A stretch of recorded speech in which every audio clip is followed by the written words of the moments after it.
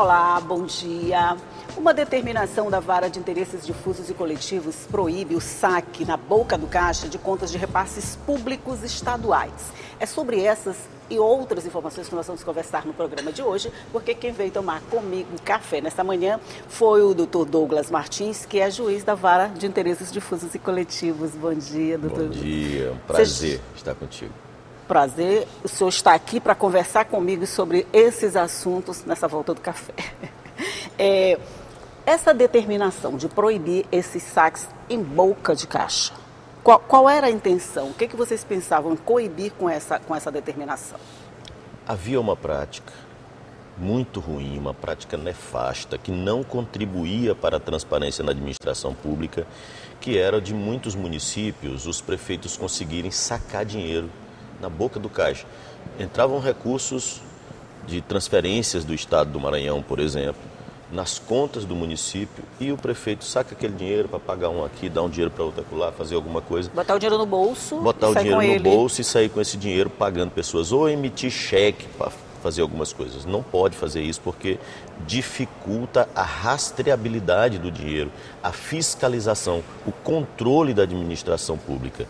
Então, agora... E não é só agora, porque eu sentenciei o processo já este ano, mas antes eu já tinha proferido uma decisão liminar, proibindo esses saques na boca do caixa, proibindo emissão de cheque para prefeituras, para que o dinheiro saia diretamente do cofre do município, da conta do município, para o prestador do serviço. Sem intermediário. Ele está aqui na minha conta, faz conta que eu sou a prefeitura, ele está aqui na minha conta, eu sou presto um serviço, esse dinheiro já vai direto, sem que tenha nenhuma curva no meio do caminho. Sem curvas no meio do caminho, porque nestas curvas aconteciam coisas absurdas. Eu não sei se as pessoas que nos ouvem vão lembrar, acontecia até assaltos. Secretários de finanças iam sacar dinheiro a famosa saidinha, né? Uma saidinha. Os municípios, os secretários de finanças, prefeitos, às vezes eram vítimas da saidinha bancária. Ou seja, eles iam sacar dinheiro no banco e no meio do caminho eram misteriosamente assaltados. E depois, na prestação de contas do município, aquele dinheiro prestava-se contas dizendo que esse dinheiro foi roubado, os ladrões levaram. Então, E na prestação de contas entrava isso, dinheiro roubado. Dinheiro roubado. Mas quem roubou o dinheiro? Foram os ladrões na saidinha bancária, está aqui a notícia do jornal, realmente houve um assalto. Então, essas coisas não podem acontecer. E não há essa necessidade. Qualquer pessoa que ganhe uma licitação, vai prestar serviços para o município, ele pode perfeitamente receber o dinheiro dele diretamente na conta. Então, o dinheiro sai da conta do município diretamente para a conta do prestador de serviço. Se for para fazer uma estrada vicinal, reformar um hospital, não importa o que o prestador de serviço. Ontem, eu fui fazer uma compra na feira, e lá na barraca do Valtinho, até o Valtinho, na feira do Maiobão, recebe na conta o Pix. Então, por que um prestador de serviço não pode receber? Hoje não tem mais desculpa para ninguém andar com dinheiro, né? Principalmente um grande volume de dinheiro, que já se sabe quando o sujeito vai pegar lá no banco, que o assaltante está esperando do lado de fora. Não tem mais essa justificativa, né? Essa justificativa é impossível. Desde que eu concedi a medida liminar, proibindo essa maneira de lidar com o dinheiro público. Não é para que nenhum gestor tenha que colocar mão em dinheiro. O dinheiro tem que entrar nas contas do município e das contas do município diretamente para o prestador do serviço. Já dá para avaliar o resultado de uma medida como essa, não? Sim, desde que eu concedi a medida liminar, que a sentença é deste ano, confirmando a liminar concedida anos atrás, desde que eu concedi, eu acho que foi algo em torno de 2 anos atrás, 2, 3 anos atrás, nunca mais nenhum prefeito ou secretário de finanças foi assaltado em porta de banco. Eu não digo com isso que você acabou com a corrupção em município. Não é essa medida isoladamente não acaba com corrupção, mas ela dificulta a corrupção. dificulta essa corrupção grosseira, essa absurda. Havia uma prática de muitos prefeitos até que conseguiam, às vezes, até se reeleger com aquela história de andar com bolso cheio de dinheiro. Isso que eu ia falar, esse assistencialismo de andar com bolso cheio de dinheiro para fazer média na rua, né? Isso, uma pessoa pede um dinheiro aqui, ou um dinheiro aqui para uma cachaça, um dinheiro para arrumar uma pessoa, um dinheiro para um remédio. O prefeito sempre com o bolso cheio de dinheiro. Vai ser Papai Noel. Vai sendo Papai Noel. Isso acabou. Porque não tem mais essa possibilidade desse tipo de prática, desse tipo de conduta. Se você vê um prefeito, ou um secretário, ou alguém que consegue sair dando dinheiro para as pessoas, não tem como a pessoa fazer isso. Não vai ser, né? Não há como fazer isso com dinheiro próprio.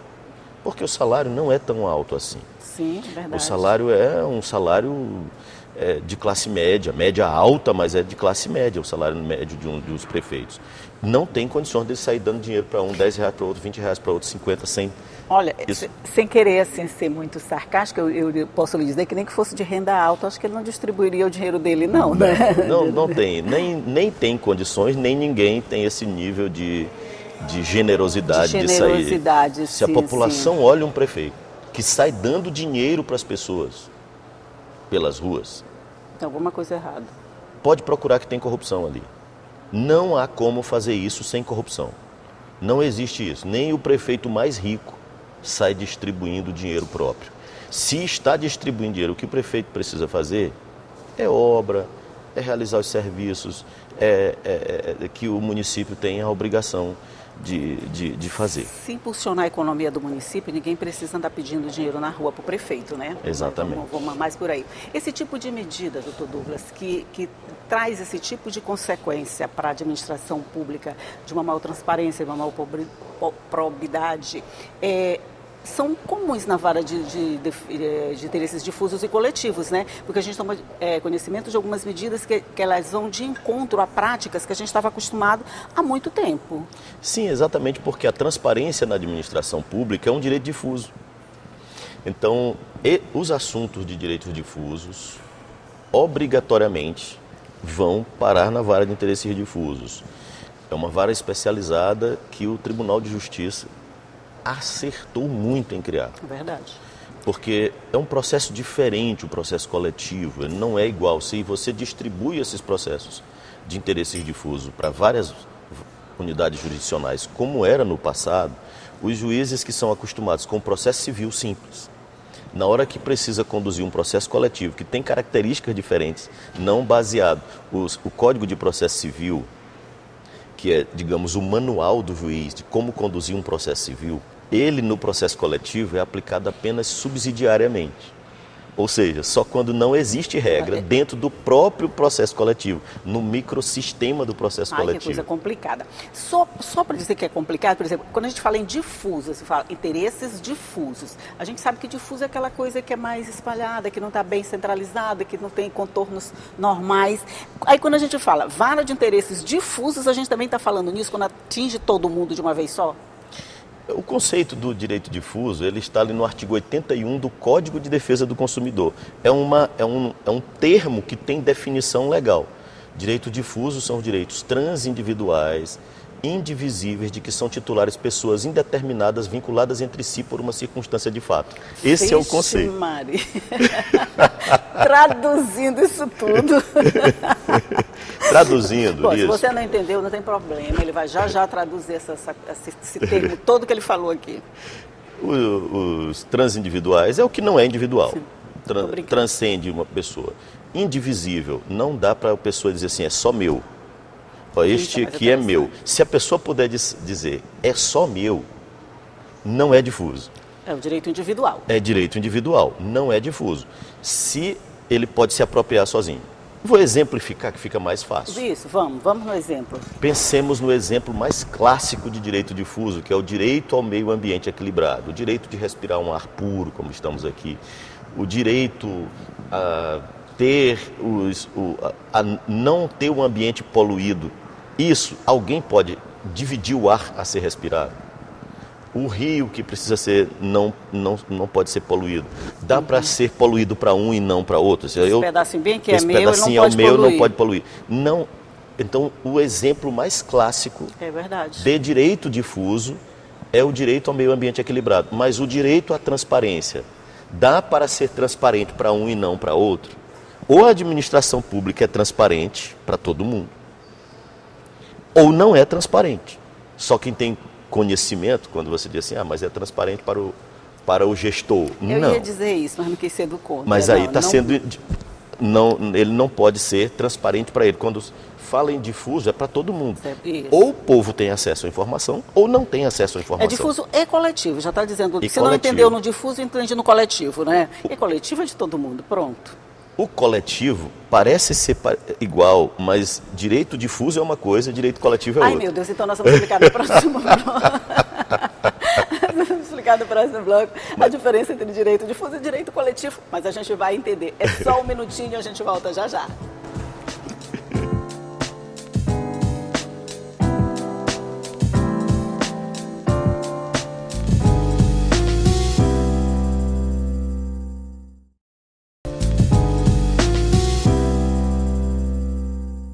Estamos de volta conversando aqui com o juiz Douglas Martins da Vara de Interesses Difusos e Coletivos, e a gente terminou o primeiro bloco tentando fazer uma diferença que eu não sabia entre difuso e coletivo. A gente explicou o difuso e o coletivo rapidinho.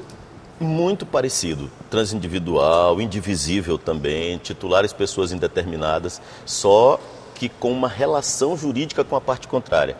No direito difuso existe uma relação apenas de fato. No direito coletivo, há uma relação jurídica. Exemplifico, um exemplo clássico que dá para você definir e distinguir. O exemplo clássico de difuso seria o direito ao meio ambiente equilibrado. Mas o direito à saúde, direito à educação, direito à segurança pública, direito ao transporte, tudo é, de alguma maneira, direito difuso. O direito coletivo, um exemplo bom, seria o dos usuários da telefonia celular. Você tem uma relação jurídica entre a pessoa que contrata um serviço de telefonia, um telefone celular, para ter acesso. Todas as pessoas que contratam com uma determinada operadora têm o direito coletivo, por exemplo, à boa qualidade desse serviço. Se o serviço falhar, por exemplo, e eventualmente uma ação civil pública for proposta para melhorar aquele serviço ou para punir aquela empresa pela má qualidade daquele serviço, nós estamos tratando aí de direito coletivo. Aí vale aquele para todo grupo mundo. De pessoas que tem uma relação jurídica com a empresa de telefonia, por exemplo. Entendi. É um exemplo Entendi. clássico de direitos coletivo. É só agora passando para um outro caso que também se aplica nessa, a questão do Facebook, que teve o vazamento de dados de muita gente, milhões de pessoas. Esse caso também foi de competência da Vara de Direitos Difusos e Coletivos, e é uma regra que serviu para todo mundo, na verdade, né? Sim, na Vara de Interesses Difusos aqui em São Luís, eu tenho decidido várias causas que causa, de alguma maneira, uma confusão na cabeça das pessoas sobre qual é a competência da Vara de Interesses Difusos. Cada vez que eu decido um assunto, as pessoas perguntam, afinal de contas, a Vara de Interesses Difusos é de São Luís, é do Maranhão ou ela é do Brasil? Ou seja, ela decide assuntos nacionais. Aí é que entra a questão da competência. A Vara de Interesses Difusos, a competência territorial dela é a ilha, que alguns chamam de Ilha de São Luís, a própria lei que criou chama de Ilha de São Luís, e outros dizem que o nome correto é Ilha do Maranhão. Mas é a ilha... Vamos tomar café para a gente entender tudo melhor. Sim. Então a Ilha de São Luís é a competência territorial, é a área de competência dela. Mas esse assunto, por exemplo, sobre a transparência na administração, que eu decidi, valeu para o Maranhão inteiro.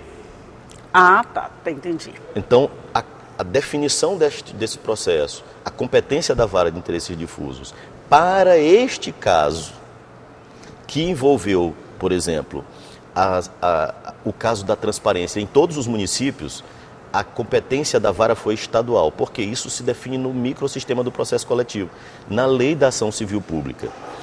E, inclusive, esta lei, há uma regra, entre as regras do microsistema do processo coletivo, é de que o limite o efeito erga omnes que o juiz pode dar seria nos limites da sua competência territorial. E o Supremo Tribunal Federal decidiu que esse artigo especificamente, que limita, é inconstitucional. Então, o efeito erga omnes pode valer para o Estado inteiro, pode valer para o Brasil inteiro. Como define isso? Direito que erga omnes. O efeito erga omnes, ou seja, o efeito para todos. Pronto, já aprendemos mais uma coisinha. Então, o que ocorreu neste caso? Como no caso do Facebook, a competência da vara de interesses difusos se tornou nacional. Nacional, sim. Como define isso? Pois é, como define isso? Deixa eu perguntar, como se define isso? O que define é o microsistema do processo coletivo, aplicando neste caso a lei da ação civil pública. O microsistema do processo coletivo envolve o Código de Defesa do Consumidor, lei da ação civil pública, lei da ação popular, do mandado de segurança coletivo. Este conjunto de normas é que compõe o microsistema. Cada uma delas tem alguma regra processual que, aplicada em perfeita harmonia, forma ali o que nós chamamos de microsistema do processo coletivo. Então, a quem compete, qual juiz deve julgar os casos nacionais? O juiz de capital de qualquer estado da federação que primeiro decida sobre aquele assunto. Por exemplo, no caso do Facebook, é um caso nacional, Sim. mas o primeiro juiz que decidisse a respeito daquilo não estaria beneficiando só o pessoal do seu estado, ele estaria abrangendo o Brasil inteiro, é isso. Não é só esse assunto, inclusive. Esse do Facebook, eu fui o primeiro a decidir no Brasil e a competência ficou nacional. Entendi. Quando eu decido antes dos outros e atraio a competência nacional, a competência nacional sobe para o Tribunal de Justiça também. Quando o Tribunal de Justiça for decidir no recurso, o Tribunal de Justiça do Maranhão proferirá uma decisão que valerá para o Brasil inteiro. Legal, né? É muito bom isso. Depende do juiz de capital que primeiro decidir aquele assunto. Não pode ser um juiz do interior. Sim, Por exemplo, sim, se fosse entendi. um juiz de Imperatriz que tivesse primeiro decidido, ele não poderia decidir Aí valendo... valeria só para a Imperatriz, no caso? Ele teria que remeter esse processo para o juiz da capital. Mesmo assim ele não teria essa competência. Ele teria necessariamente que encaminhar para cá, para que essa decisão fosse tomada aqui na capital. Na capital. Se ele teria que encaminhar para o juiz de capital que primeiro decidisse naquele processo. O primeiro poderia ter sido de Teresina, de Porto Alegre, de Brasília. Quem primeiro decidisse, ele teria que enviar. Eu só estou falando aqui em termos de Maranhão. Por exemplo, se de Imperatriz ou de qualquer outro município tomasse essa decisão, ela não valeria. Não. Ele teria que enviar para a capital. Sim. No nosso caso aqui, né? Exatamente. Então, aí sim, tem essa abrangência nacional. Perfeitamente. Só o juiz de capital pode proferir decisão valendo para o país inteiro. Então, nós saímos na frente no Facebook e ficou valendo a nós. Vale para o Brasil inteiro. O recurso que o Tribunal de Justiça decidir também valerá para o Brasil inteiro. Essa é uma regra do microsistema do processo coletivo. Esse caso do Facebook, como você já disse, envolveu, de alguma maneira, a possibilidade de aplicativos, empresas conseguirem fazer a raspagem de dados dos usuários do Facebook para a utilização de outras maneiras e que não teriam sido autorizadas pelos usuários. Entendi. Foi proposta uma ação civil pública que eu fui o primeiro a decidir, vale para o país inteiro. Claro que o recurso, ainda cabe recurso dessa sentença, que foi condenatória do Facebook a pagar, a título de dano moral coletivo, 72 milhões de reais para o Fundo de Direitos Difusos e para cada usuário, cada usuário que teve seus dados raspados, seus dados vazados, o pagamento de uma indenização de R$500, o que passa de...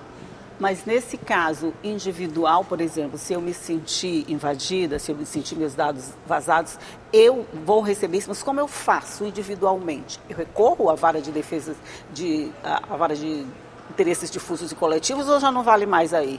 Não, esse é um assunto interessante, porque em casos como esse, no passado, o juiz proferia uma decisão genérica que depois era necessário que cada pessoa fosse ao juizado executar aquela sentença, Sim. cobrar os seus R$500, digamos assim. Pois eu já queria saber como eu receber esses R$500. No caso, o Conselho Nacional de Justiça, depois de ver como essas sentenças coletivas, que têm o objetivo de diminuir a judicialização, quando o juiz profere sentença genérica, seguindo de alguma maneira, inclusive a própria lei da ação civil pública, em uma interpretação literal, ele, em vez de diminuir, ele aumenta a judicialização na medida em que resultam em milhões de ações individuais para executar aquela sentença. O que é que eu fiz neste processo e tenho feito sempre em processo coletivo e causa alguma perplexidade em quem não está em sintonia com as orientações do Conselho Nacional de Justiça, orientações mais atuais, é que o juiz no processo coletivo, segundo a orientação mais atualizada, deve tentar instruir o processo e, ao final, sentenciá-lo já de forma líquida. E já definir exatamente o valor que cada pessoa receberá. A gente não precisa ir buscar para depois. que não seja necessário sim. que cada uma dessas pessoas precise mover uma ação individual. Aí é engarrafar tudo de vez. Esse assunto não é uma coisa tranquila, porque é uma orientação do CNJ que os juízes assim o façam, depois de um grupo de trabalho de juízes que entendem de processo coletivo, estudarem o assunto e mostrarem que, se continuassem proferindo sentenças genéricas em processo coletivo, que tratam de direitos individuais homogêneos, que é outra categoria. Nós temos muito o que conversar. São termos jurídicos que muitas pessoas não compreendem. Doutor. Mas nestes casos, quando o juiz profere a sentença básica que os juízes estão acostumados a proferir, dizendo apenas que houve aquela lesão a direito e dizendo na sentença que cada um deve buscar o seu direito individualmente em um juizado, isso é um absurdo, causa uma situação difícil para o próprio Poder Judiciário. Vamos simplificar essa coisa. Se eu quiser receber meus R$500, eu faço como? Eu vou para onde? Em primeiro lugar, tem que aguardar que esta sentença transite em julgado. Houve uma sentença de primeiro grau. Recurso já foi interposto pelo Facebook. O Facebook vai ter direito ao duplo grau de jurisdição. Vai para o Tribunal de Justiça do Maranhão, que decidirá se mantém ou não a sentença.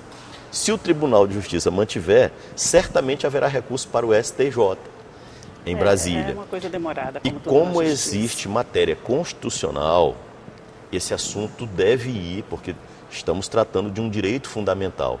O direito à intimidade, o direito à vida privada, o direito da pessoa compartilhar só com quem quer as suas informações. Sim. Então, dito isso, as pessoas precisam aguardar até que essa sentença seja confirmada ou não pelas instâncias superiores. Ainda não foi. Isso vai demorar um tempo até que seja o assunto reapreciado pelas instâncias superiores. Então, meus R$500 vão demorar. Mas vamos falar de outra coisa aqui rapidinho. O senhor falou muito do Conselho Nacional de Justiça. Sim. E hoje nós temos representantes do Estado no Conselho Nacional de Justiça. E o senhor é um dos representantes, não é isso? Na verdade... Conselho Nacional de Justiça... É o Conselho Nacional de Política Criminal e Penitenciária. Penitenciária, é isso. É um órgão criado por lei, a Lei de Execuções Penais, é o órgão máximo da execução penal do Brasil. E eu fui nomeado pelo ministro da Justiça, o ministro Flávio Dino, para integrar na condição de titular este conselho. Aqui também do Maranhão foi nomeado o Murilo Andrade, são dois, né? Eu e o Murilo Andrade fomos nomeados e integramos hoje o Conselho Nacional de Política Criminal e Penitenciária, que é o órgão que, por exemplo, elabora as propostas de indulto, que todo ano o presidente da República assina, anualmente, chama-se indulto natalino, porque ocorre no final do ano, né? Perto do Natal. O que representa para o Estado a participação de 2 maranhenses nesse conselho? De alguma maneira, o fato do Estado do Maranhão ter saído de uma situação de caos no sistema prisional, e é do conhecimento de todos que isso ocorreu em 2013, 2014, nesse período de 2013 principalmente, esse caos do sistema prisional, e o Maranhão ter saído dessa condição de absoluto caos para uma situação de equilíbrio, não é que o sistema prisional seja perfeito, porque não existe sistema prisional perfeito, mas uma situação muito melhor do que era em 2013, avançou muito em relação, e avançou ao ponto de estar melhor do que praticamente todos os estados da federação. Isso credencia quem trabalha com o assunto no Maranhão a, de alguma maneira, ser uma referência para outros estados da federação, e é absolutamente natural que tenha ocorrido de um Estado que evoluiu. E o ministro Flávio Dino era o governador do Estado nesse período. Isso, verdade. Então ele sabe exatamente como foi essa evolução, participou dela, é alguém que liderou este processo, inclusive, porque fez investimentos no sistema prisional. Então, naturalmente, conhece quem participou dele e que pode contribuir para o país em relação a esse assunto. E vocês já puderam ter uma contribuição, vamos dizer assim, bem interessante nesses últimos conflitos no Rio Grande do Norte, né? Foi logo uma prova de fogo, né? Vocês já entraram com um pepino bem grande para resolver, para participar da resolução. Como que foi essa condução? A situação do sistema prisional do Rio Grande do Norte é muito parecida com a que era a nossa em 2013 aqui. Situação de caos, ataques nas ruas, as facções do crime organizado atacando pessoas, inclusive nas ruas. Então, essa situação demandava, e eu e o Murilo fomos designados, junto com outros conselheiros, um outro conselheiro que é de São Paulo, o Maurício, fomos ao Rio Grande do Norte fazer uma inspeção, constatar como a situação lá está e fazer um relatório com sugestões de melhoria para o sistema prisional do Rio Grande do Norte. Nós tivemos reuniões com o sistema de justiça de lá e já apresentamos sugestões de melhorias para o sistema prisional do Rio Grande do Norte. Muito bom. Olha, a gente vai ter que voltar, o senhor vai ter que voltar aqui para conversar muito, porque tanto termo técnico, tanta coisa, que às vezes a gente fica confuso no que está ouvindo. Mas o que interessa é que todas as ações que são tomadas são em benefício da coletividade. Isso é interessante, não é meu, não é seu, é de todo mundo tem direito à transparência do serviço público, acesso aos serviços de qualidade, assim como a Vara está oferecendo. Isso é o que a gente espera do poder público. Parabéns por todo esse trabalho, doutor Douglas. Muito obrigado pelo convite, é sempre um grande prazer vir aqui para trocar experiências e ideias com vocês. Eu que agradeço a sua participação. Volte sempre, o café está aqui, a casa é nossa. Obrigado. E você que está aí do outro lado também, muito obrigado por sua participação. Você sabe, todo dia 9 horas eu estou aqui esperando você com muita informação, com muita notícia, sempre acompanhado desse cafezinho aqui e de boas conversas desse jeito. Tchau e até a próxima.